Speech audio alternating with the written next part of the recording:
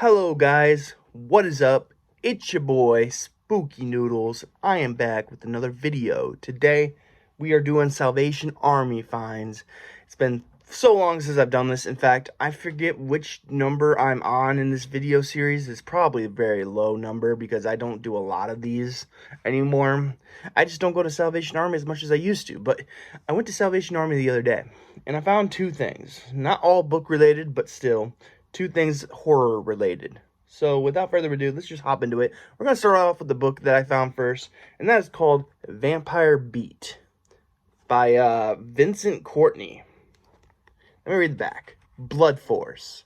The streets of Miami are hot with sleaze and sin, and nobody knows the streets better than homicide detective Christopher Blaze. Or so he thought. As an undercover cop, it was his job to bust the creatures of the night, not become one of them.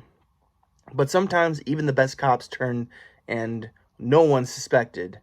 Not their captains, not their girlfriends, not even their partners. Now Chris Blaze is working the graveyard shift, hunting the centuries-old serial killer, leaving behind a trail of beautiful young victims. For another vampire is stalking the hot Miami night, and this time Blaze has nothing to lose but his immortal soul. Vampire Beat. Now, it's a goofy looking cover, I will admit that. But it sounds like a fun read. And someone worked really hard on this. It has a little excerpt here. It says, Reggie, I need a drink. What? You mean blood? Yeah. Well, partner, don't look at me. No, I meant her. Chris pointed to the unconscious fat woman, the butcher knife still in her hand. Reggie gulped. You're not going to drain her. Of course not. I'm just going to take enough to satisfy my hunger. Well, I guess a vampire's got to do what a vampire's got to do. Chris nodded, then he bent down and exposed her throat. He opened his jaws and bit deep, slaking the great thirst that gnawed at him. When he finished drinking, he got up. Okay, let's take her down and book her. Geez, Reggie said, wincing as he rubbed his neck. Remind me never to have you over for dinner. Yeah, that's awesome. This is going to be a fun book. So that's that. Next, we have a movie that I don't remember ever hearing anything about this movie, which is usually a bad sign. But it has a pretty interesting synopsis, if you will. And, yeah. It's called Ouija. I know you can't see it very well, but I don't know. I haven't heard anything about this movie, but let me read the back for you guys. What this movie is about. How far would you go to make contact with someone you lost? From the producers of Texas Chainsaw Massacre and Insidious comes a supernatural thriller in which a group of friends must confront their most terrifying fears when they unwittingly release a dark power from the other side. What started as a game will unleash an evil only they can stop. Starring Olivia Cooke from Bates Motel, Douglas Smith from Percy Jackson's Sea of the Monsters, Bianca Santos, The Fosters, and Darren Kagasoff, The Secret Life of an American Teenager. So, it sounds like they got a good cast. Yeah. Ouija. Can't wait to watch it. And that's it for me. That's all the Salvation Army finds I found. It's been very hard trying to find horror books at Salvation Armies lately. I feel like I've run them all dry. So, but yeah. Well, that's all I really had to talk about. I'm currently reading. Let me get it out of my book bag real quick. This is what I'm currently reading. It's called Dead Station by Aaron Beardsell. I think I talked about this in the last video. I'm on page 16, and there's not a lot of pages in this book. This book runs up to 57 pages, so already I'm almost halfway done with it. They're all stories that have to do with the Dead Station, or Station 86, I believe it's called. Maybe 87. Doesn't say on the back. But I feel like it was Station 86. That's it. So, yeah, basically they found this dead station and they're going inside, and yeah, creepy things are about to happen. So I'm looking forward to it. But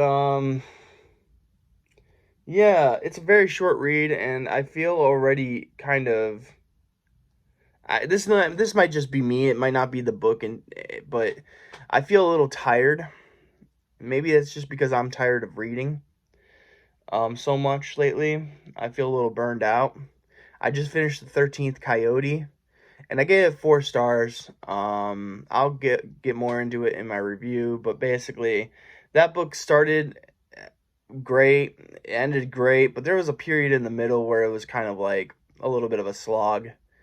But for the most part, I feel like there's like too many characters for me to keep up with. But at the end, it all came together, and it made a really fantastic read. But I have to give it 4 stars. It's not a 5-star read for me. But still, it was a good book. I'm currently listening to Starving Zoe, and wow, holy cow! C. Derek Miller, man. If you don't know who C. Derek Miller is, he's actually going through a little bit of controversy right now with Six Flags. Hate to bring it up, but I feel like it's necessary to bring it up when a fellow author is going through struggles. This author was fired because of Starving Zoe. Someone reported him for being racist and a pedophile and all this other stuff, like a slander campaign. And he got fired from his job because of the book he wrote. And this could happen to anybody. I work for Amazon. That's a big corporation. If they read one of my books and were like, nah, he kills kids, they would probably let me go, So I don't kill kids, by the way, only in my stories.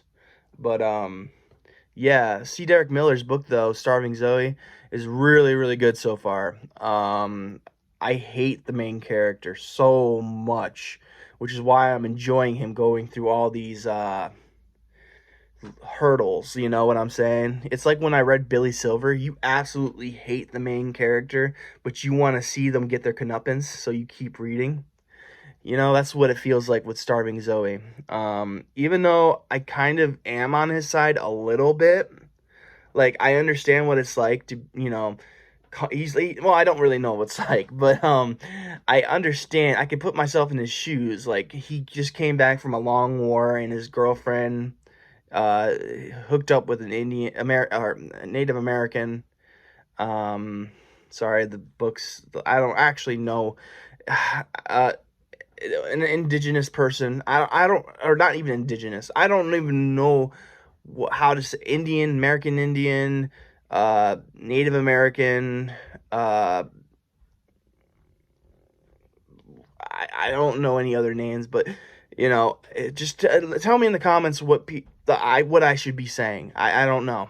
But anyways, this person had a child with this person, and he is sleeping in his house, and when he comes back from the war, he finds this. Now, what he does is just totally bonkers. Like, it's unforgivable what he does. But it really kicks off a really good story, and I'm really enjoying it. I only have like 50 minutes left in the audiobook, so it was a very quick read, and I am really enjoying it. C. Derek Miller, good job, man. But yeah, I also finished Alien Horrors, which horrors, not Alien Horrors. That was great. I have a review coming for my channel. It was a fantastic read, though. I really thoroughly enjoyed that book, and hopefully people will go check out Tim Curran, because honestly, he deserves all the hype. He's an amazing author. I put him up there with Ronald Kelly and Stephen King. Maybe a little bit better when it comes to writing prose, whatever. But in the end, they're all great storytellers, and that's what it's all about, you know, telling a story. So, you know, but anyways, I should be telling stories myself. I got it right. So, I hope you guys are having a great day. I hope you have a spooky night, and I'll catch you in the next video. Peace out. This is professional photographer Wendy Dennis.